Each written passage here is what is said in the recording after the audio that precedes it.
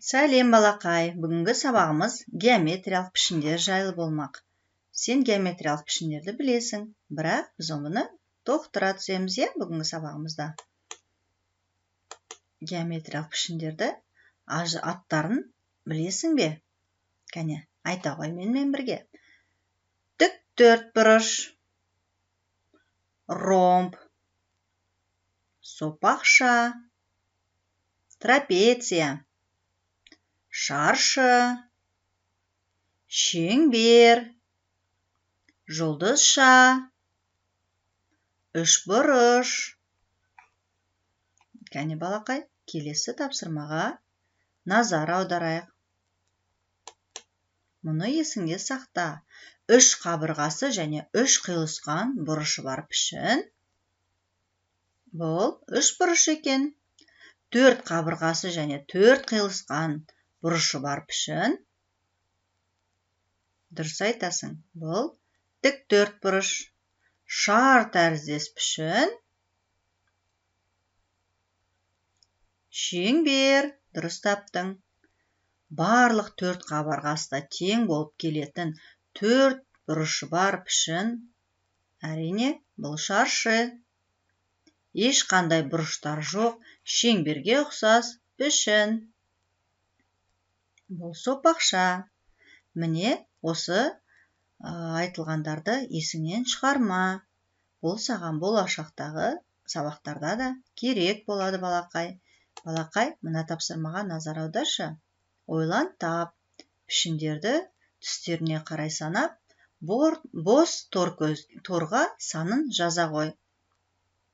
Кәне, бірінші дөңгелекті қарайық, екеуміз қанша екенін шеңберді санап шығайық. Шеңбердің түсін де ажыратуымызға болады екен бұл жерде. Қызыл, сары, көк, қою көк көрсетілген пішіндер. Кәне санайық. 1, 2, 3, 4, 5, 6, 7, 8, 9 шеңбер бар екен. Өте жақсы. Келесі тапсырмаларды өзің орындай ғой балақай. Маған жауабыңды жазып жібер. Ал енді мына тапсырмаға назар аударшы. Геометриялық пішіндерді ұқсайтын заттармен қос және ата. Біз өзіміздің үйімізде де байқасақ, біздің үйдегі әрбір заттарымыз геометриялық пішіндерге ұқсас келеді екен. Өзің байқағандай, теледидар біздің тік төртбұрышке немесе шаршыға ұқсас болып келеді екен. Ал күзде бізді жақсы көріп жейтін жаздың соңында қауынымыз сопақша пішінге ұқсайды екен. Ал қалғанын мен саған айтпаймын, өзің тап. Содан кейін маған жауабыңды жазып жібере ғой балақай. Ал балақай, мына суретке назар аударшы. Бұл зымыран, суретке қарай отырып, түрлі түсті қағаздарды пайдаланып, үйдегі үлкендердің, анаңның, әкеңнің немесе бауырларыңның көмегіне жүгіне отырып, қайшыны пайдалануда абай бол. Желіммен, қайшымен жұмыс жасауда абай болу керек.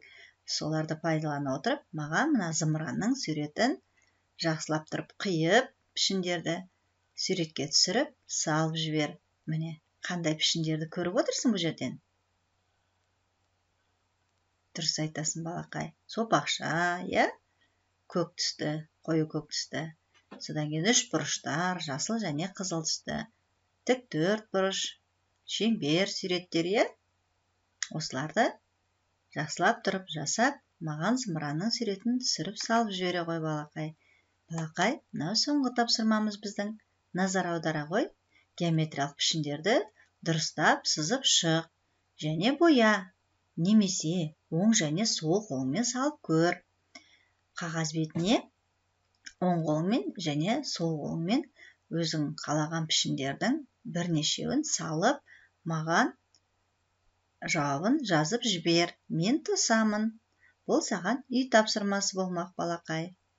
Сол және оң қолмен жұмыс жасағанда біздің миымыздың екі жақ шеті де жұмыс жасап, сол кезде біздің ойлау, есте сақтау, зейін қабілеттеріміздің барлығы жақсы дами түседі екен. Осындай есіңе сақтап, оң және сол қолдарыңмен жұмыс жасауға дағдылан балақай. Балақай, бүгін сен сабақта өте жақсы қатысты деген ойдамын.